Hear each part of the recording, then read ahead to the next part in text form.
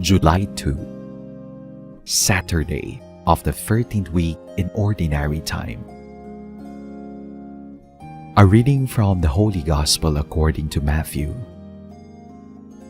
The disciples of John approached Jesus and said, "Why do we and the Pharisees fast much, but your disciples do not fast?"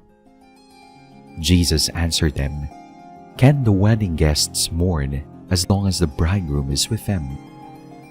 The days will come when the bridegroom is taken away from them, and then they will fast. No one patches an old cloak with a piece of unshrunken cloth, for its fullness pulls away from the cloak, and the tear gets worse. People do not put new wine into old wineskins. Otherwise, the skins burst, the wine spills out, and the skins are ruined.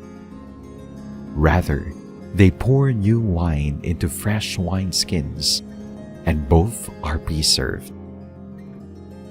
The Gospel of the Lord.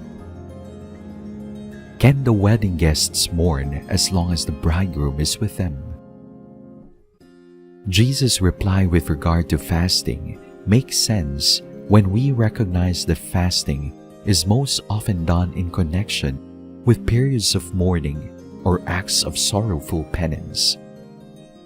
There is, in other words, an appropriate time for fasting, but not when the party is in full swing. In the ministry of Jesus, all the stops have been pulled out in celebration of God's presence and the joyful activity of the kingdom of heaven. To fast when Jesus is around is to weep at the victory celebration. There will come a time, of course, when fasting will be fitting, when Jesus is no longer present, when the bridegroom is taken away from them. This surely refers to Jesus' coming violent death, when the disciples will mourn. But it may also refer to the experience of the Church, whose service in a broken world includes fasting, sharing in the sorrow and suffering of the world, while anticipating in hope the approaching victory of God's kingdom.